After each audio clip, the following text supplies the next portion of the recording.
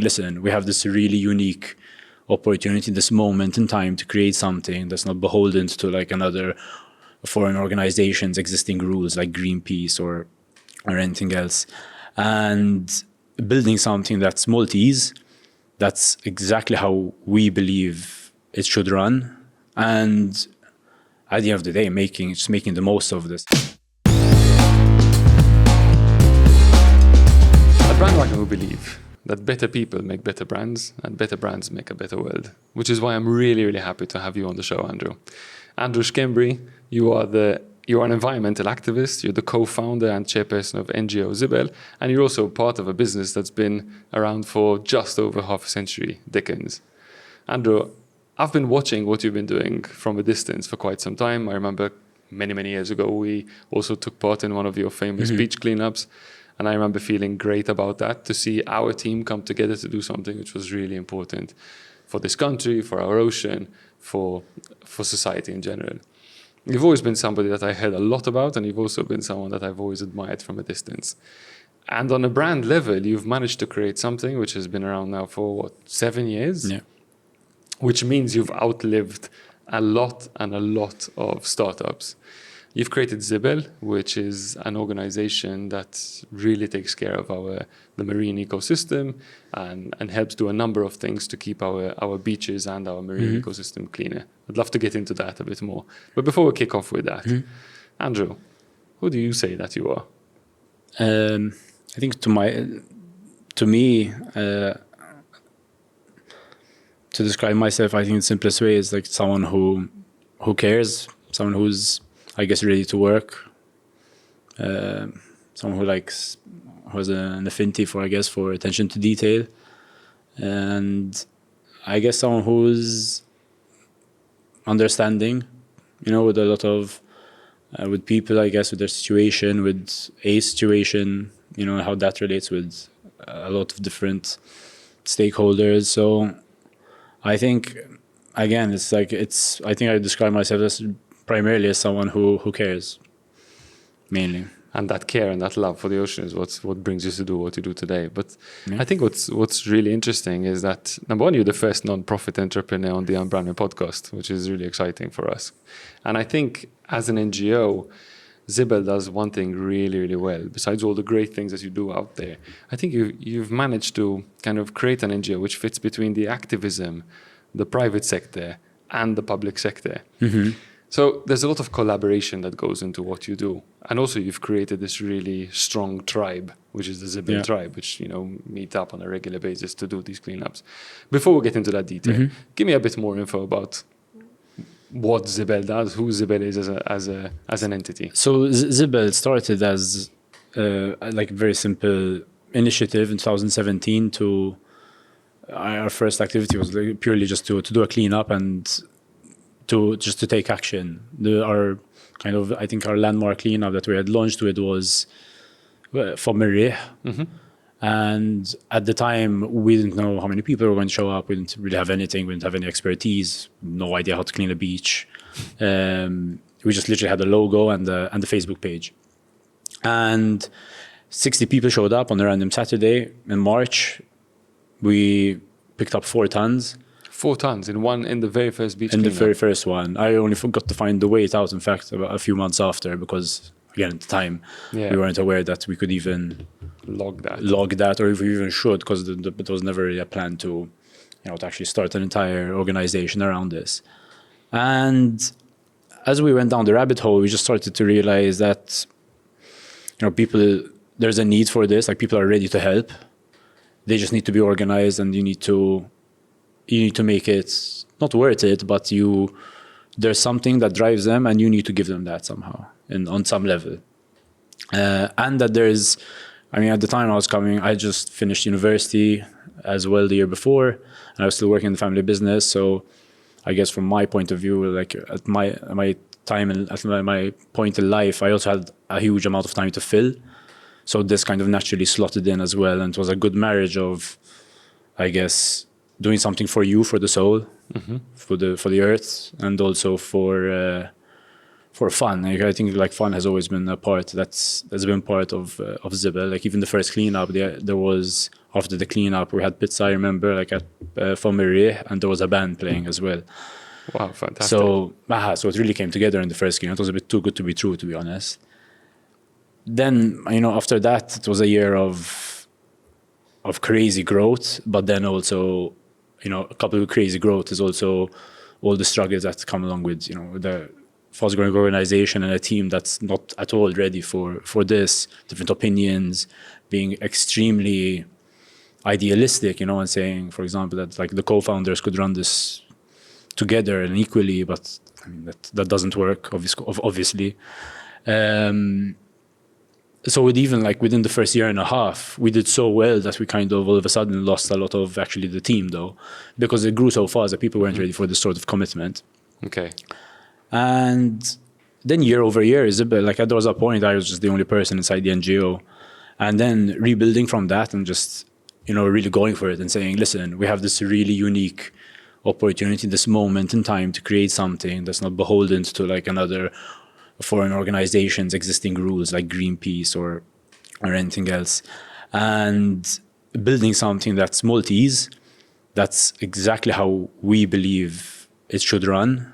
And at the end of the day, making the most of this. At the time I was 26, I'm 33 now, and if not now, then when, kind of thing.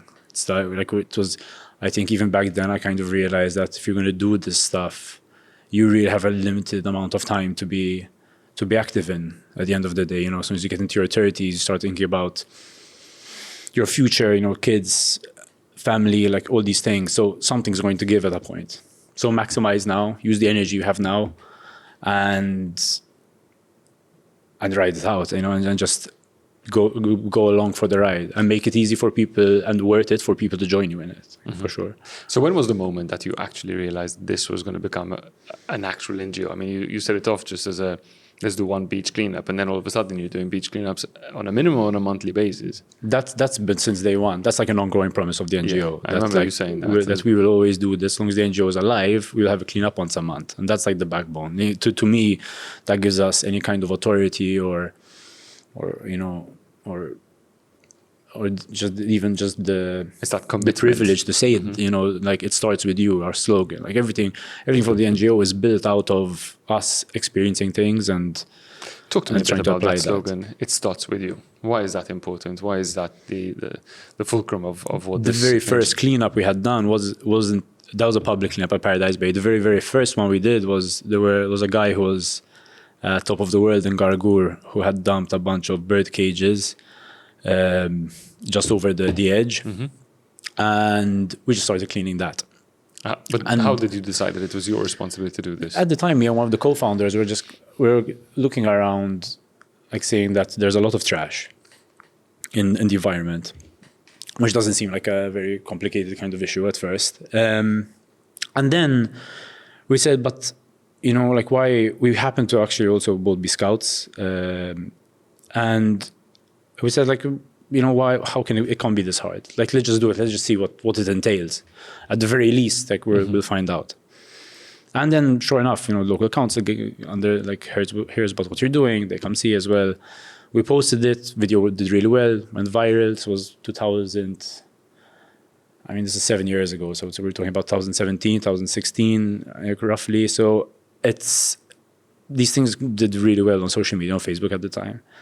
And then once we started seeing that even businesses were reaching out to help, I mean, for me, it clicked straight away, especially coming from like a bit of a business and marketing background, that there's an opportunity here not to make money or anything. Like the idea was always to do something for free. And I don't like my motivator. And I think for a lot of the team is not from a financial point of view. It's purely from a cause. But there is a way how to structure this, because you do need, like, especially you need equipment. You need to make it. You need to take care of people as well, on site, and it's. But at the end of the day, between like a non-profit and the business, the differences. There are differences, but they're not that big in the sense that, like, with a business, you have shareholders. Yeah. At the end of the day, and with a non-profit, you have the board. and the profits are going to stay inside the NGO. Mm-hmm. You say that it's not so different, but in reality, I think you've really managed to operate Zibel like a commercial entity. And I think that is probably one of the secrets, to the success that Zibel has. How did you get behind that and see it from that angle? Because there are a number of NGOs that do not operate like businesses operate. Well, it's actually business. I was never, like me personally, I was never inside an NGO before or in kind of ultra organization. So that's all you knew. Business was what you knew. So you just applied. That's it. So I didn't have any preconceived notions of what's supposed to how it should run. Like a lot of my inspirations, like early on in life, I think came from first from my father, then I think from Steve Jobs, and then a bunch of like random other kind of, I think, like key public figures. And then you start taking the best from everyone, start to realize what works for you and building your own network of truth, I guess, like to fall back on. And then time over time being proved right that yes, you're actually onto something, you're actually thinking correctly. Like a huge validation for the NGO, I think, was when we were deciding on projects early on, and this is before there are global trends, that when we decided, listen, ghost nets is the next, that's the area. If we start after looking into the cause, organically we went into that. And sure enough, just as we're finishing off our first project on ghost nets, huge NGOs abroad are posting how they just finished their first projects on ghost nets. So you were bang on the trend. You were bang on, and now the validation of that continues because of the amazing, I think, people who form part of the NGO, the amazing partners that we meet along the way, and I think just the logical first principles process of finding solutions. So for example, right now we're trying to set up essentially a micro factory to get plastic that washes up on a beach, and here in Malta turn that into something that looks, for example, like this table, but like an out That's of really plastic. interesting. Andrew, I want to stop you for a second because we've really rushed ahead. I'm really engaged in trying to listen to it, just for our guests who are listening into this. You were one of the first people who've been allowed to actually bring props into our show. What did you bring with us? And then I want you to see how those affect the projects that you've started at Zibel.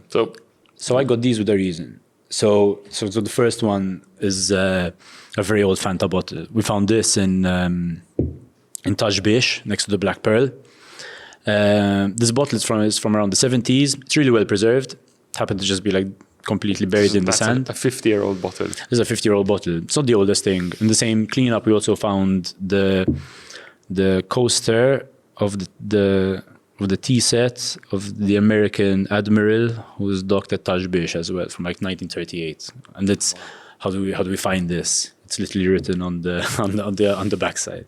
But we find a lot of this stuff to show that. And some places are literally they're kind of like a lasagna of trash, where you have the bottle age just kind of goes goes down, and so we're still removing stuff from 50 years ago. That's what I think some people don't realize. We're on this way down to a 0 point. So where we can turn around and say, listen, most of the Maltese bays are as clean as we're going to get them. There are places like the Grand Harbour which have almost 1,000 years of history in them. Realistically, there's a limit how much you can do there. Other places, but there's an opportunity to actually go after the stuff. And the great thing is this is a glossable from 50 years ago. This is fully recyclable as it is. And we make an effort to wash these and actually take care of it as a resource at the end of the day. So this is the pause that we're still cleaning up here. So what you're saying is that your goal, especially with the cleanups and with the bay cleanups, is to actually go down and remove layer upon layer of man-created trash. Yes, if it's not natural and doesn't belong there, it should go. And the reason is to restore back the natural state of these bays, to reclaim all these resources, whether they can be recycled or not at the stage. We need to start cleaning up, and this is the job I think that maybe not a lot of people want to do because it's dirty. I mean, we leave cleanups with these type of cleanups. We leave, caked head to toe in hama and mud, from the bottom of the sea. So it's not. And it smells of. If everyone's been to one of our cleanups, that smell of kind of eggs, kind of boiled eggs, kind of from stuff that's been in the seas. It really comes up. So it's not an easy job, and there's a lot of people who think that doing these type of cleanups is probably useless, because are you really doing anything? Are you really fixing it? Is it even our responsibility? A lot of people see it as like that. We're like, why the hell are you doing it at all? Like, why aren't the authorities doing this? Why aren't the companies doing it? To my first question, is it futile or not? Is it something which are you managing to restore? Like, where would you say in terms of a percentage of along the journey with your monthly cleanups? How far away are you? I would say on the whole, we're past the halfway point. I think like we're in that stretch of within the next 5 years, I think there's a very good chance that we've taken off these items that are from the past and we're maintaining. Because I think a big misconception is that our present, which is why I got these then with me. So this is not the cup. So the cup is just a vessel. But this, what I have in my hand, I mean, this is a plastic bottle. This is a plastic bottle that's been collected on a remote beach in Malta. It's been sorted by groups of volunteers, and then taken to a partner of ours, shredded, and we've kept this. This is a piece of plastic we collected in 2018. So we've kept every recyclable piece of plastic from 2018, with the vision that soon we'll be able to actually convert them into actual products and actually do the actual recycling process locally. So even in 2018, 1 year in, we said, listen, it's going to be crazy if we're like, one of the main goals to divert from landfill. It's going to be crazy if what we're collecting that's actually recyclable, we're actually going to throw away into landfill, or else what's going to happen? We're going to reach that day when we actually have the resources and the machines to process this material and lose our entire story, entire history, and lose all that opportunity as well. So like this is today, like this plastic, where does it come from? This is all around the Mediterranean. That's what I mean about maintaining then, because a lot of this the Mediterranean is a closed sea. So whatever goes into it is either going to wash up on a shoreline, it's going to sink to the bottom of the sea, or float on the surface. And the only opportunities we have in reality is either when it's floating or when it just washes up on the shoreline. When it's floating at sea right now, for us, that's like way too hard to do, and you need tens of millions to actually do that. It's possible, and it's a crazy, far off dream that might be something, that we end up in. But like for now, it's literally making sure that we can get a bottle, and I can tell you exactly how that bottle is going to get recycled into this table. Fantastic. Okay, so what we're saying is we're sifting through the products that you find, the waste that you're finding out at sea and washed up in beaches. And the plastic is being sifted through and selected according to whether it can be recycled or not. And the next phase is actually you've collected all this plastic and you're working with some local suppliers? Or? So we're working with people who already work in the plastic recycling industry. Local companies. Exactly. Like for example, there's MCL, there's Techniplast. I mean, there's also, funding partners who've been there since day one for us, like the Alf Mitzi Foundation, who've helped us like build the entire process almost, from actually funding a boat to funding like diving operations, now to also looking towards funding our micro factory as well, like to a certain extent. Which is fantastic for us because, I mean, again, like since day one of Zibel, it's always been that we can't do this alone. We need stakeholders, and there's this world where we coexist. I used to describe Zibel in the beginning as the nexus between the public and private, and then government and NGOs. Because we didn't really look or act like a normal NGO. I still don't think we do. And it seems as though we were kind of this intermediary, at least, between all of them, understanding each person's, each stakeholder's needs and irks, I guess, about the current system, but then trying to find a solution that's applicable for all of them. Yeah, in fact, I think when you say that, I mean, there's a number of NGOs who have also been set up in terms to protest against what's happening by businesses, as opposed to you have actually started to collaborate with these businesses. Yeah.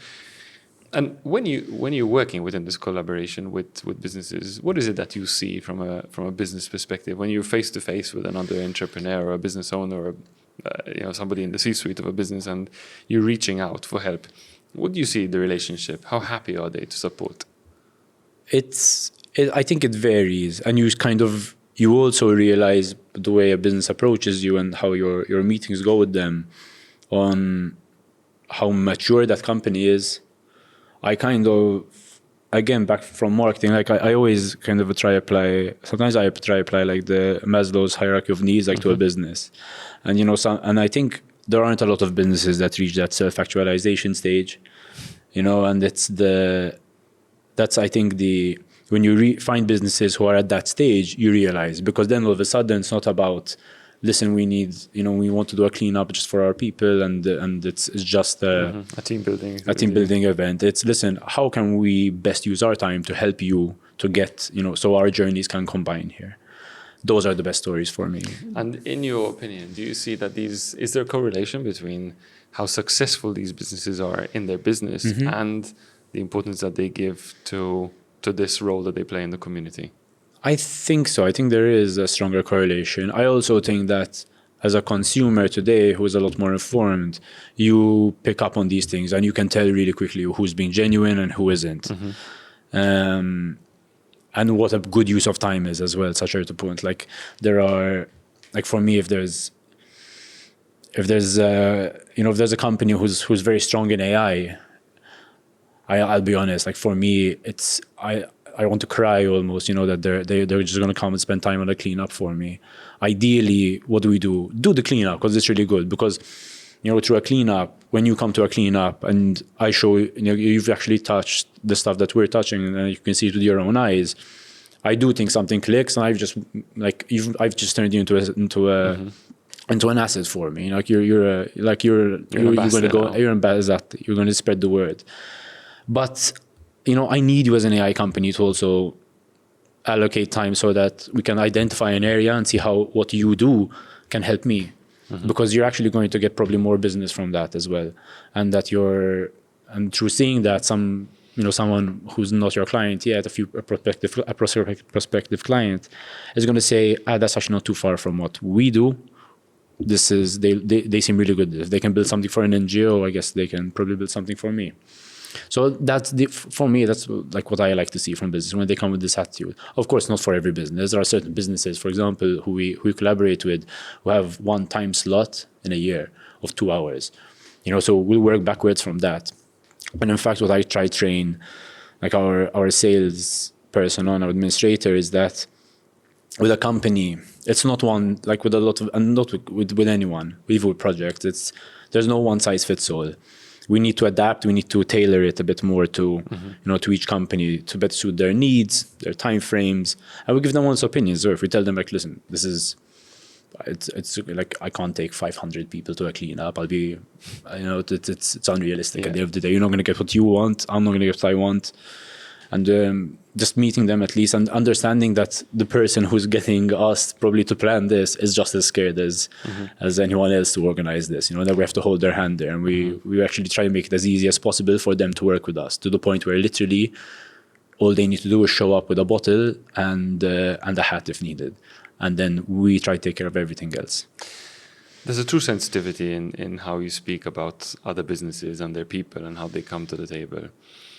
And I think there's a unique sense of empathy that you can show by understanding the needs of a business and the commercial aspects of a business, but also the importance that activists have in actually doing something for whatever their purpose stands for, and obviously the need of the environment that we live in, of our planet. You've also expressed similar sensitivities to fishermen, which is, I'm seeing obviously a fishing net in front of me over here, and there's a big project that you're working on. And I believe there's a level of education which goes into this. Now, can you talk to us a bit about the project that you're doing for, specifically with regards to fishing nets, but also the reality that these fishermen live by, which is maybe very detached to maybe sometimes a utopic way of thinking in terms of, somebody sitting at home and just watching, I don't know, a TikTok that says, you need to stop this and that. Yeah. Like, I think something that's a lot of people might have noticed over the years is that a lot of kind of advocacy was literally people going online and saying, stop doing this, stop doing that. Even to a certain point, just stop oil protesters, and how they like handle the situation. I don't think it gives a net benefit to the entire cause. It kind of turns people off, I think, to a certain extent. I think it's important to remember with this stuff that behind brands, there aren't just, evil megalomaniacs who are trying to run corporations. There are people like you and me who are in the marketing department here trying to, and the manufacturing department, and all these are different departments that are humans who have a soul, who might not be doing what they want at the end of the day, and there are sometimes bigger factors at play. I'm not, condoning every behavior of every, of a company, but at the end of the day, like, you have to understand that the main goal of a company is not to set out and destroy the planet, like, mostly, almost 99%, I'd say. And it's the same with fishermen. With fishermen, a lot of the fishermen I've met are either old men or father and sons, especially when they're father and sons. I mean, I see, a bit of myself in that. It's usually the son has two jobs. They go out early in the morning. It's tough. It's unforgiving. It's in the winter months. Even just, for example, for octopus, like, to hunt for octopus, for example, we met a guy who puts out 8 lines of traps, basically, for octopus, which are like cages underwater. He has 50 of these cages on each line, but he literally, I mean, every few weeks has to go and empty these by hand with his father. And it's backbreaking work. Each pod takes about 2 hours to make. There's a lot of work involved. And with fishermen, like, at the end of the day, it's not their goal to just get a net like this and just throw it away and lose it. This is money. This is time. At the end of the day, a lot of these nets, this is maybe one of the off-the-shelf ones, but a lot of actual fishing nets, like a trammel net or like a gill net, is made up of lead, plastic floats, a lead line, a line with lead in it. There are lots of different components. You have to weave this together. They're very intricate, these things. They're also hobbies that kind of skills that we're losing. These are, like, a lot of these sons have other jobs that we are not going to do. They will not continue fishing for sure. So with fishermen, like, the idea is, again, a lot of fishermen have never been diving. They don't even know what they're fishing on, like on a reef level. So our next project, for example, is about taking these fishermen, taking students, taking people underwater with our divers as they remove these fishing nets. Like, a fisherman doesn't realize that in some places they're placing nets across older nets and on top of older nets. So you end up with this lattice work of nets underwater. And then it's no surprise something happens, something gets stuck. And the problem is that for them, the more nets they leave in the water, it means the more fish it's going to kill. And when a ghost net kills a net, it means no one's pulling it up. So it's depleting their stock. It's depleting. It's still plastic at the end of the day. So it's degrading into the reef. There's lead on it as well. So it's negative for everyone. Everyone loses from this. And the idea is to show them rather than just berate them and to give them a solution. I mean, do you believe that there is an option for sustainable fishing? Is that something that we can look at as something which is there hope for sustainable fishing, especially on a shoreline like the Maltese shore? There is a way that they can coexist. I don't think if you, for example, when there was Seaspiracy, for example, I think, like, a lot of people got a lot of, maybe didn't realize how hard it is to enforce things at sea. I think there is a way in which both can benefit, but I mean, I don't think we should be naive and assume that we're going to stop fishing or stop eating fish, for sure. And for me, that's true of many areas in activism where you can't assume that we're going to go from down to zero with everything. And even I think that, like, even trying to be carbon neutral, like, these are all goals to aim for sure. And, like, your aim should always be that. But it can never be a 100% of anything, for sure. I think if you do that, you're going to set yourself up to fail. Yeah, 100%. It's like when you as a person want to be sustainable and decide, great, between the 1st and 7th of January, I'm going to change my life around. You're obviously going to fail, get disheartened, then you're going to try again next year probably. So the best thing, like, with these things is to take time to understand, at least yourself, a business, a fisherman, the stakeholder at the end of the day, where they want to reach. And it takes us back to, like, again, to businesses, like our conversation with businesses to understand what they want from this. What do you want? You want a CSR event here? Do you want an event for volunteers? Do you want to showcase maybe something you do? Like, what do you want from this at the end of the day? Because I know what I want. So we need to meet somewhere in the middle, ideally. And it also takes us back to, it starts with you. This is why, like, I see a lot of stuff we do with Zibel that informs each process as well. That we're constantly trying to improve every part of what we're doing. So it starts with you, goes back to businesses as well. We notice that in a company, it takes one person to start this drive, and it runs like wildfire. And it can take to be you just in your community, it could be you with us, Could be anything. And a lot of times in history, it's been one person, and then that person kind of gravitates, or like people naturally gravitate to that, around that person, I guess. Talk to me a bit about the first time you realized that Zibel was actually working. Like when there was that moment of clarity where you said, we're really onto something over here.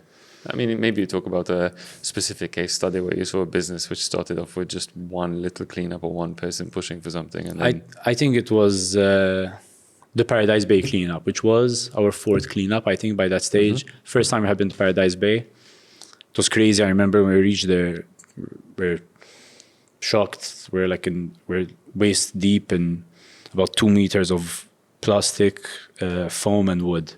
We had never seen a beach like that. It looked like Tull films kind of thing, literally. And we had on the day with us, we had like a 7-year-old, I believe, and we had someone who's like 76 who traversed I don't know how many boulders to Paradise Bay, all the steps. I was there with us. Into the night, we had a human snake going from I think the furthest part of Paradise Bay all the way to the stairs. And like in that, I think in that moment, it was boiling. Everyone was sweating. Everyone's tired, and you realize, wow, okay, like we're another 60 people here 4 months later.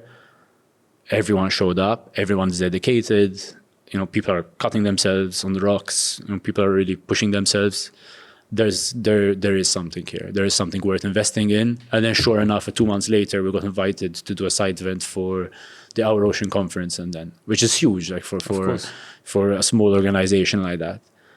I think that was the defining moment where we said, let's go for it. Let's really turn this into something. I think what's most impressive for me listening to you speak about this is that this is not your full-time job. This is not your full-time activity. Besides, obviously, this is stuff that you don't understand. How do you manage to cope with, working within the family business, which is, quite a successful business, which has also managed to transition over time from being a stationary to now moving into, mobile phones and then technology. Yeah. And you're definitely one of the biggest suppliers of a number of action-oriented camera equipment. And how do you manage to fit in this job as chairperson of Zibel and run all that? I think today a lot of it comes down to tools. Like I love my phone and my tech. For me, they're the backbone to what I can do. I leverage it, and I think that's been true all my life as well. I really believe that like that moment I got a Mac, like for the first time, my life changed.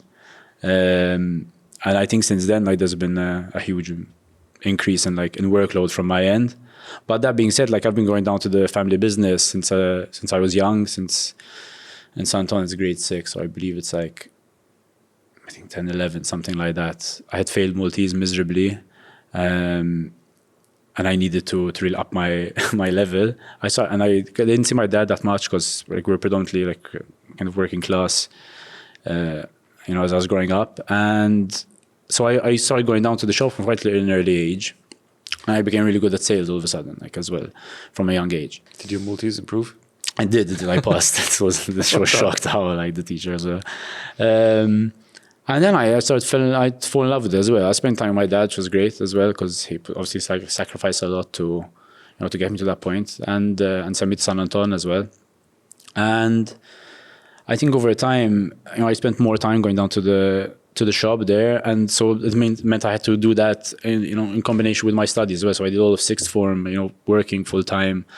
We started running a Vodafone franchise as well at one point. So I was doing university, all the stock management for like thousands of items as well, and logistics, and and trying to have a life as well as a teenager of 18. But at the same time, also like just having a good work ethic of like, listen, I need to. If it's not me, there's no one else to do this. So you have to show up, you have to make it work, and you have to be able to juggle these. And that's why tech is so important, because it means that I can run both Zibel and the parts of the family business from wherever I am, and that's ideal. One of the things that really struck me when we were having a conversation back at the office before was this this phrase that you mentioned, which is just start. Mm-hmm. And I think there's a number of people out there with lots of dreams, lots of ideas, whether it's from a business perspective or from an NGO perspective or an activism perspective. Tell me about this. Like, what is it? Why did you just realize that you had to just start? What does that really mean to you? And why should it be something that people strive for? To me, it means like just getting your hands dirty and taking the plunge. You're never going to, and you can apply this to anything in my opinion, you're never going to be 100% ready for something. So learn by doing. You know, start getting your hands dirty with what this entails, because you might be completely wrong about you know what you thought you need to fix a problem, or you know, or even your opinion on it. I think it's important to keep your values aside and allow your opinions to change over time. You know? Were there moments where you were really wrong about a perception or something that you assumed was just going to be one way, but it actually translated to be something else?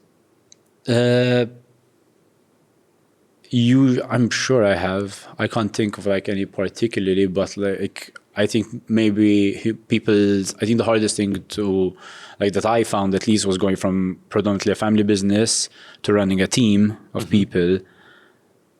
I don't have that domesticated office, I guess, you know.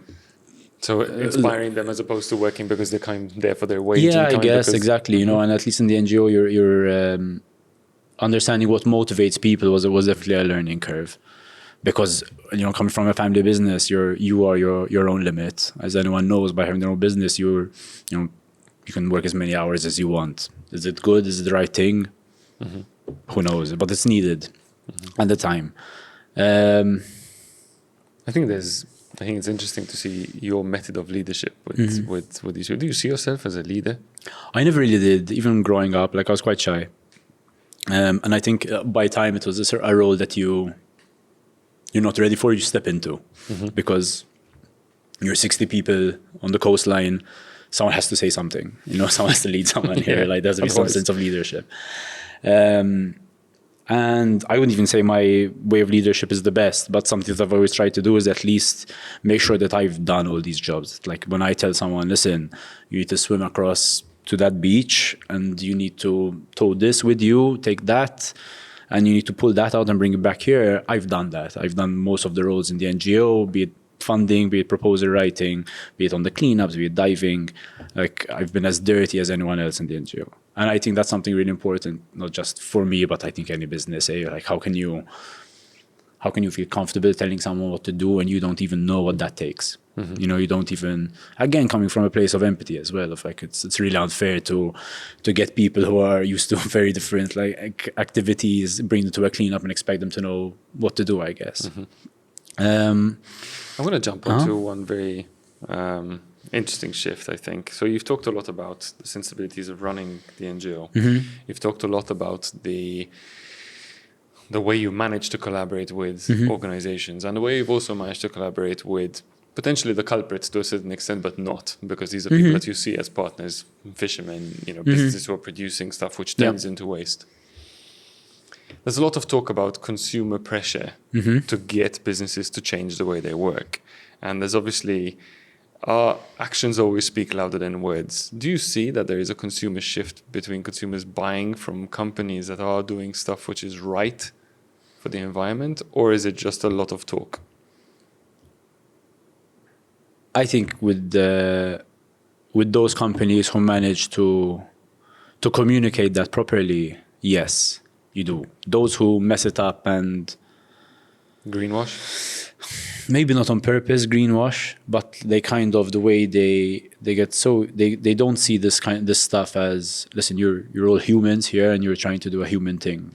Like when they start seeing it as a corporate checkbox, I think that's when you start to to see diminishing returns here. I also believe a lot that like with brand, that a lot of brands, and I guess people like to overcomplicate a lot of solutions and a lot of messages. So I think it gets convoluted and it just gets lost. I think the message. There's a lot of brands who do, because there are a lot of companies who do good work, and there are a lot of organizations and foundations who do good work, but they don't communicate it. And I think that was something, that's another reason why Zibel is what it is, because we had a good communication element throughout the years, and we've never been scared to try new stuff to get this message across as well.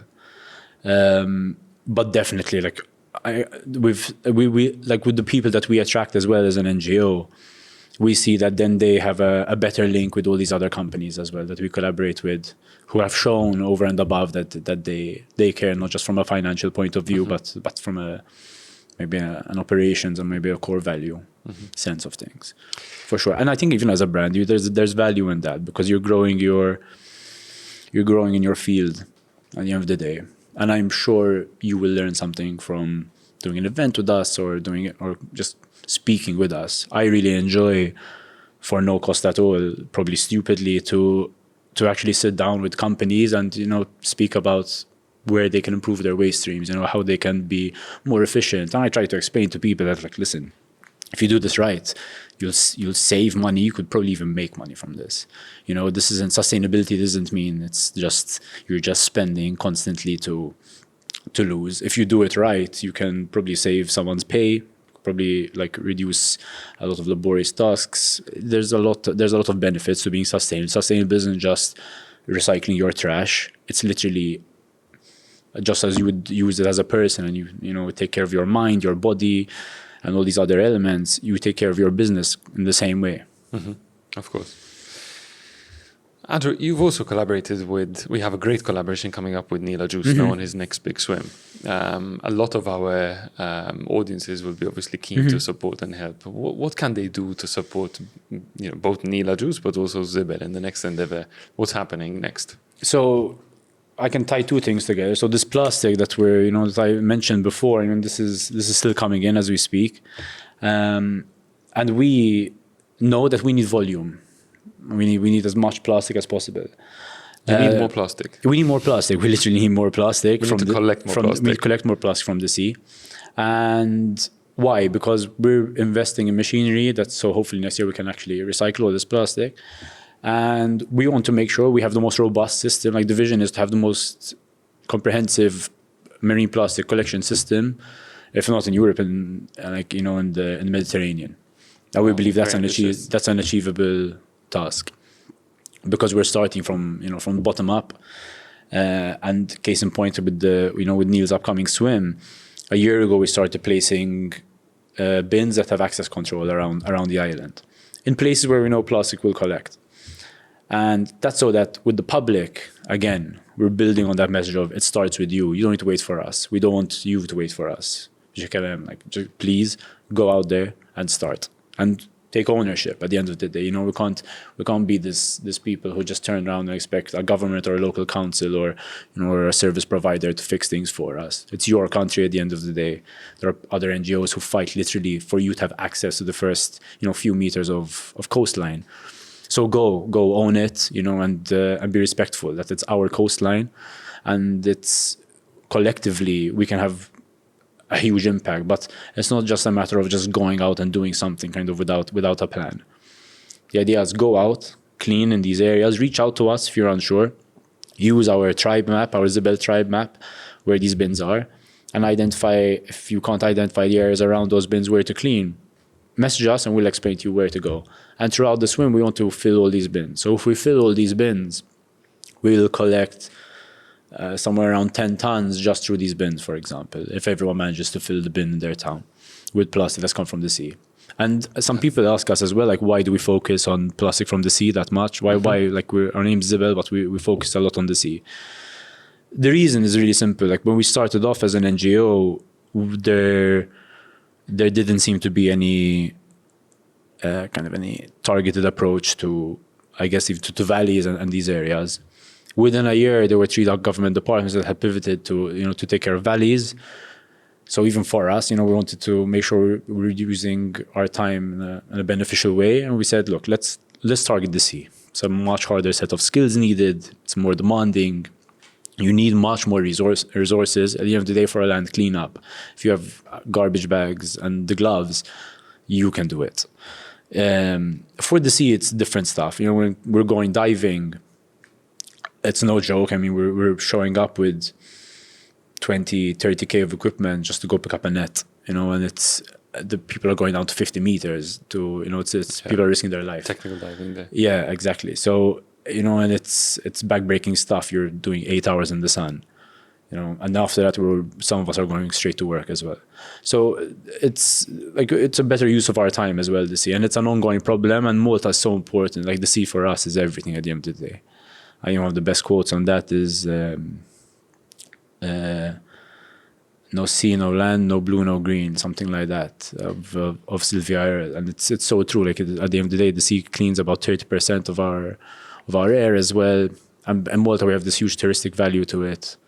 You know, There's a huge commercial value to it. Commercial, everything. Like for us, the sea is everything. When we tell people the sea is everything, it's literally everything. Without the sea, Malta would have nothing. And our tribe doesn't just go to Malta, but our tribe goes to the rest of the Med. So probably everything on the east. And that's why we target it. And again, like everything will be back to Neil. Like, you know, it starts with you, one person. You know, showing people that it's a matter of just going out and doing it. I saw, like, even from the launch of Zibel, you could see that. I think it kind of re-energized to a certain extent the environmental kind of sector. Everyone kind of upped their game a bit all of a sudden, which was great to see. I think even the education stuff that you're doing in schools, I think that has really helped. Yeah, we have huge plans there, you know, again, to grow that, again, to take people to use that model of, you know, teach by doing, you know, and acting, like trying to get people to act on example at the end of the day. I think it's impressive that over the last 7 years, you know, you've collected 160 tons of trash, which is the equivalent to 3 A320s. An A320 for those is just a typical commercial passenger plane, which is impressive. Before we go, because we're getting close to the end of the episode, I wanted to ask you two questions. The first question is, like, I'm really inspired by what you're doing, and I'm really inspired by the amount of volunteers who've supported you and helped you along the way. And, you know, along with my fellow partners, I'd love to be able to support you as Brand WGN to do a number of things. And also out there to all the business owners who are listening to us and all the people who work within organizations today, what is the number one thing that we can do today to help NGOs like you, but specifically yourselves? Well, I think, especially with us, we're not just looking for those partners that of course, like, we're more than happy to do cleanups with people, and like for us, they're a very important educational tool, as we said. But at the end of the day, we need technical partners. We need partners who are going to say, you know, look, life is short. Let's do something great together. Let's build something memorable. Let's leave a legacy behind. And people who are going to understand where we're coming from, understand that, listen, we all have full-time jobs. We're doing this for the love of, at the end of the day, for nothing else but for the love of the environment. And we need people to join us on that journey and become part of the story, because, like, you're not going to, you can never be us and we can never be you. But together we can at least, you know, build out a vision that's not only beneficial for you and us, but for the entire country. You know, and the idea, again, from us is to inspire the next generation. Like, what I think about today is how you as a volunteer can get value from this at the end of the day, not just from a personal point of view, as your ego or something like that, but, you know, actually in your professional life, how can you get more value and constructive value from this? How can a company get that value? How can the country, how can conservation in general get a better value from this? These are the kind of projects that we're thinking about, like not just your average CSR project, you know, just a cleanup or a tree planting. We're trying to do bigger things here, and I genuinely believe we have something for every company at the end of the day, because we're trying to merge the worlds of, at the end of the day, conservation and marketing. So I think what's interesting to me is the fact that it's not about getting out of your comfort zone. It's actually staying within your comfort zone, bringing your strongest attributes to the table to see how whatever you do as an organization, as people, as talent, can do to contribute in a positive way to the environment. Bring your best with our best, and fantastic, and have it, and have it thrive from there. So, final question: soundtrack of your life. What music is playing in the background? I think the general playlist for the past few years has been like Italian, somewhere between Italian, I think, disco and Italian oldies. maybe in the past year. I think Pinot D'Angio maybe in the past year the most has been Yes. there. The Oh, that's really surprising. there is I think the I think the song is 8 minuti di morire. 8 minutes to die, something like that, of Pinot D'Angio. He died this year, unfortunately, but I saw him twice in the past year, so maybe that's why. Fantastic. That's really interesting. I never expected that sort of. But I like the Italians. They're the Italian oldies songs. They have good soundtracks for sure. Well, they're inspired by the same Mediterranean Sea, I suppose. So that maybe that plays a part. And I think maybe like the last thing, like I'd add is as well, like that we're, the projects that we're looking to, even on a personal level, the projects we're maybe most excited about under the surface, I think is artificial reefs, because for us that's not only, it's like our legacy. It's like the swan song even for volunteers. When you leave the NGO, you go on, you have a life, it continues. But like through artificial reefs, I think even for partners, it's an interesting proposition, because you're leaving something that hopefully our grandchildren are going to dive on. And like, how many times in life can you do these things? For those who don't understand the relevance of an artificial reef, what's the benefit of an artificial reef? I know we've kind of gone over the time, but this is really important. The benefit is like basically that like humans have been just throwing machinery into the sea. If you're a fish, obviously this isn't like, it's not the worst, but I mean, for you a tank holds like not as much aesthetic value as a reef. Obviously, it's still a reef, but it's not ideal.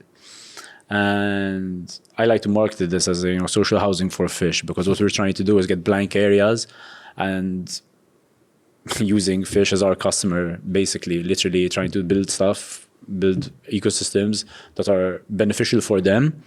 But then we can also plug in, an element of, why not have a free dive park, that actually has grips built into the reef, or straight away, so that someone can enjoy this with a guided vision as well. And leveraging the made in Malta, at the end of the day, like concept, of Maltese designers built in Malta. That's why we want to recycle our waste in Malta. We believe even the name Zibel, like it's Maltese. From Zibel came Rota.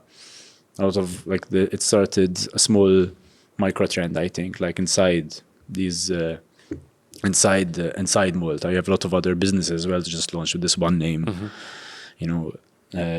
convention. So that was definitely an interesting choice. Love it or hate. We've had people write in the paper about it, actually, that we should change our name. So we obviously won't, but it's it's too late. There's too much value now. Exactly. But yeah, that's I think that's where we're at least where we're heading. Andrew, I mean, despite the trashy name, I think you've done a huge success for yourself, and also thanks to all the amazing volunteers and businesses and other public entities that have. For sure, I think like a huge thank you to them, because at the end of the day, like we can tell you where every kilogram came from those 160 tons, and a volunteer has touched that at some point on the way. So like without them, none of this is possible, for sure. So kudos to those guys, for sure. Andrew, thank you so much. Thank you for being part of this. It's been really special to me. Cheers. Cheers.